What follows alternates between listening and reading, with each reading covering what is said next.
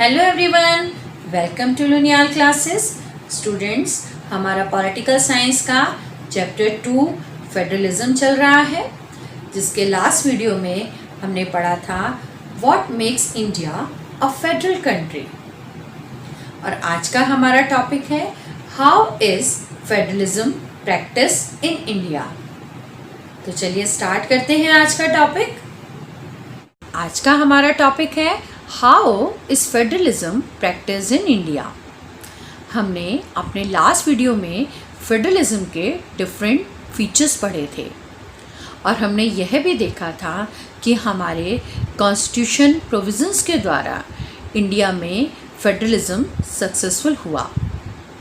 लेकिन इंडिया में फेडरलिज्म के सक्सेस के केवल कॉन्स्टिट्यूशनल प्रोविजंस ही नहीं थे, बल्कि हमारी इंडियन डेमोक्रेटिक पॉलिटिक्स भी इसके लिए रिस्पॉन्सिबल है।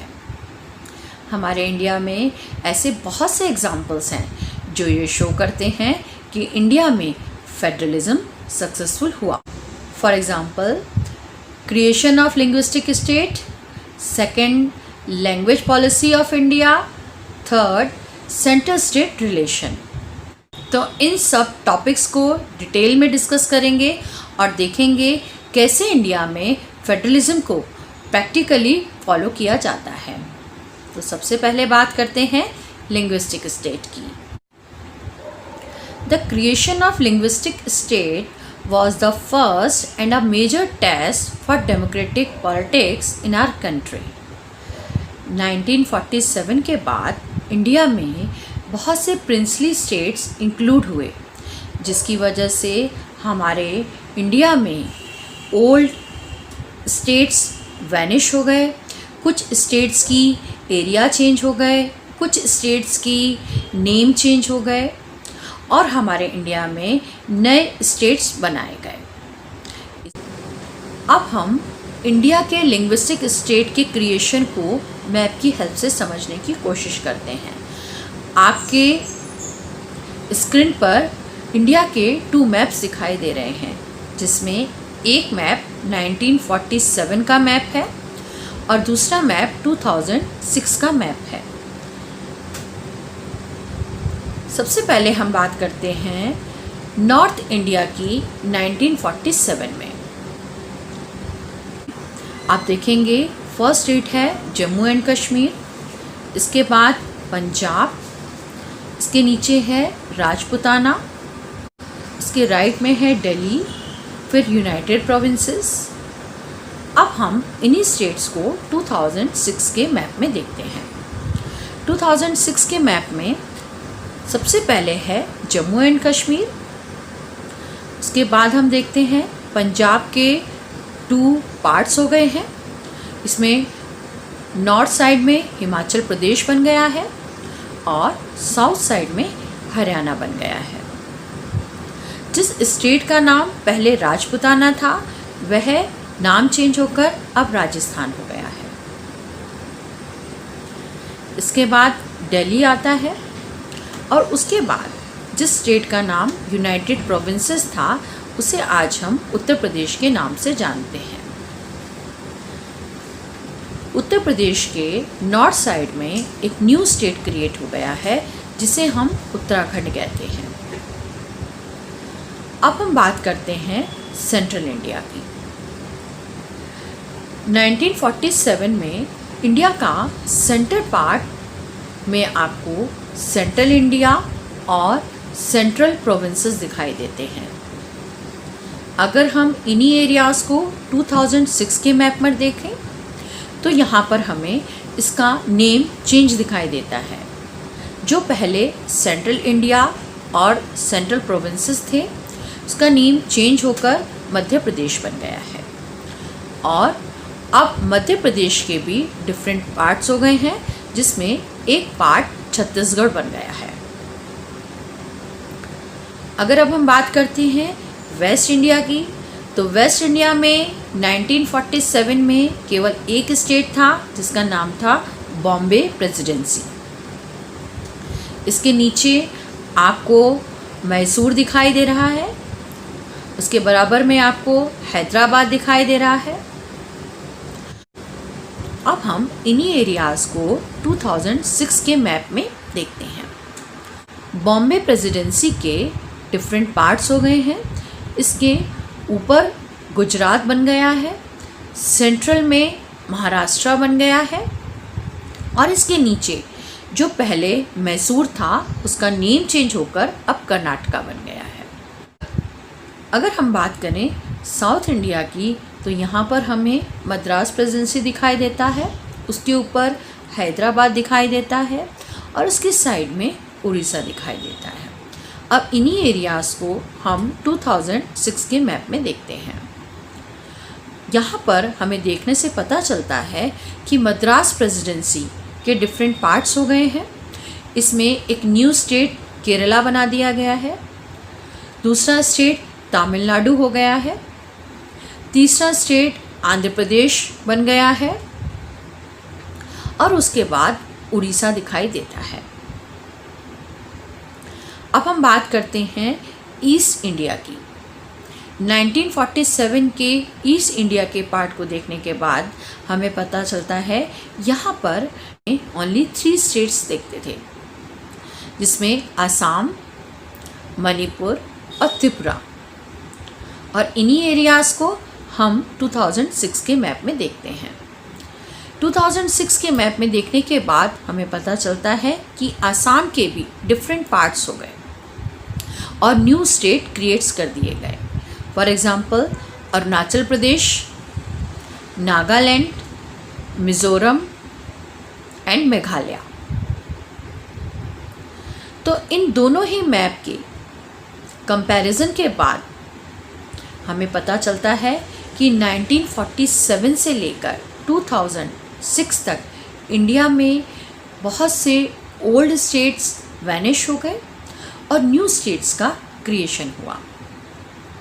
हमारे इंडिया में न्यू स्टेट का क्रिएशन करने के लिए इस बात का ध्यान रखा गया कि same language speakers same state में रहें। फॉर एग्ज़ाम्पल अगर कोई पंजाबी बोलता है तो सभी पंजाबी स्पीकर्स के लिए पंजाब क्रिएट कर दिया गया।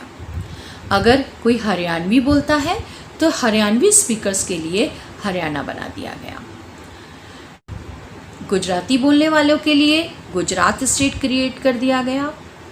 मराठी बोलने वालों के लिए महाराष्ट्र बना दिया गया। इसी तरीके से लैंग्वेज के बेस पर स्टेट का क्रिएशन किया गया। कुछ स्टेट ऐसे भी थे जिनका बेस कल्चर, एथेंसिटी और ज्योग्राफी था। For example Jharkhand, Nagaland and Uttarakhand. Starting में लैंग्वेज के बेस पर स्टेट के फॉर्मेशन पर हमारे नेशनल लीडर्स को डर था कि कहीं ये स्टेट्स इंडिपेंडेंट स्टेट की डिमांड ना करने लगे और हमारे इंडिया में डिसयूनिटी ना हो जाए। लेकिन फ्यूचर में इसके पॉजिटिव रिजल्ट देखने को मिले, क्योंकि सेम स्टेट में सेम लैंग्वेज स्पीकर थे जो अपने स्टेट को ईजिली कंट्रोल कर रहे थे, जिसकी वजह से हमारी इंडिया की यूनिटी और ज़्यादा स्ट्रॉन्ग हो गई। सेकंड टॉपिक है लैंग्वेज पॉलिसी। इंडिया में फेडरेशन का सेकंड टेस्ट था इंडिया की लैंग्वेज पॉलिसी बनाना। हमारे कॉन्स्टिट्यूशन ने किसी भी एक लैंग्वेज को नेशनल लैंग्वेज का स्टेटस नहीं दिया है, जैसा कि श्रीलंकन गवर्नमेंट ने सिन्हाला को दिया था। हिंदी हमारी ऑफिशियल लैंग्वेज है। इसका मतलब यह नहीं है कि हमारा कॉन्स्टिट्यूशन हिंदी को इम्पोज कर रहा था। हिंदी के अलावा हमारे इंडिया में 21 अदर शेड्यूल्ड लैंग्वेजेस हैं। फॉर एग्ज़ाम्पल अगर इंडिया में कोई कैंडिडेट सेंट्रल गवर्नमेंट की जॉब के लिए अप्लाई करता है तो वह अपने एग्ज़ाम के लिए इन 22 लैंग्वेजेस में से किसी भी एक लैंग्वेज को ऑप्ट कर सकता है। इंडिया में सभी स्टेट्स ऑफिशियल वर्क करने के लिए अपनी स्टेट लैंग्वेज का यूज़ कर सकते हैं। 1965 में हमारे कॉन्स्टिट्यूशन ने इंग्लिश का यूज़ ऑफिशियल वर्क में बंद कर दिया था, लेकिन कुछ नॉन हिंदी स्पीकर स्टेट की डिमांड की वजह से इसको फिर से कंटिन्यू करना पड़ा। जैसे तमिलनाडु, वहाँ पर बहुत वायलेंस भी हुई थी। इसी वजह से हमारे यहाँ फिर से इंग्लिश को ऑफिशियल पर्पस के लिए यूज़ किया जाने लगा। तो ये थी हमारी लैंग्वेज पॉलिसी। हमारा थर्ड टॉपिक है सेंटर स्टेट रिलेशन।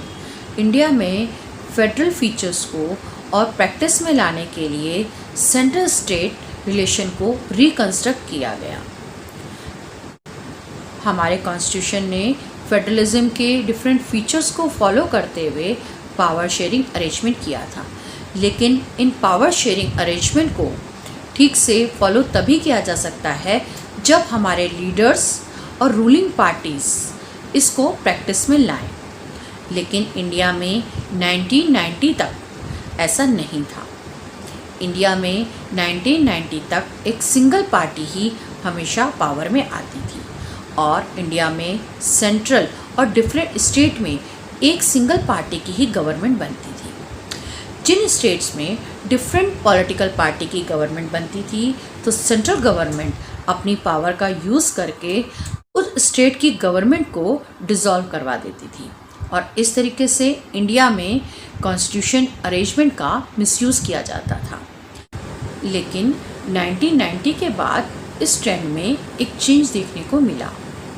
हमारे बहुत से स्टेट्स में रीजनल पार्टीज़ बनने लगी थी और सेंटर में किसी एक सिंगल पार्टी को मेजॉरिटी नहीं मिल रही थी। तो ऐसी कंडीशन में कोलिशन गवर्नमेंट का एरा स्टार्ट हुआ। कोलिशन गवर्नमेंट में जब किसी एक सिंगल पार्टी को फुल मेजॉरिटी नहीं मिलती है तो वह पार्टी एक अलायंस बनाती है और डिफरेंट रीजनल पार्टीज़ को साथ में लेकर गवर्नमेंट बनाती है। हमारे इंडिया में भी ऐसे ही दो मेन अलायंस हैं, यूपीए और एनडीए। इन नेशनल पार्टीज़ ने भी अलायंस बनाए और उस अलायंस में बहुत सी रीजनल पार्टीज़ को इंक्लूड किया और सेंट्रल में गवर्नमेंट बनानी स्टार्ट कर दी। तो इस तरीके से कोलिशन गवर्नमेंट के द्वारा पॉलिटिकल पावर एक सिंगल पार्टी के हाथ में न रहकर डिफरेंट रीजनल पार्टीज़ में भी डिस्ट्रीब्यूट होने लगी। इसके अलावा हमारे सुप्रीम कोर्ट ने भी बहुत से मेजर जजमेंट के द्वारा सेंट्रल गवर्नमेंट को स्टेट गवर्नमेंट की पावर का मिसयूज़ करने से रोका और इस तरह से फेडरल पावर शेयरिंग करके हमारे इंडिया में सेंट्रल और स्टेट के रिलेशन को रिकंस्ट्रक्ट किया गया। तो ये था हमारा आज का टॉपिक। अगर इस टॉपिक से रिलेटेड आपके कोई डाउट्स हैं तो मुझे कमेंट्स बॉक्स में ज़रूर लिखिएगा। बने रहिए मेरे साथ मेरे नेक्स्ट वीडियो में, जिसका टॉपिक है decentralisation in India. Thank you so much.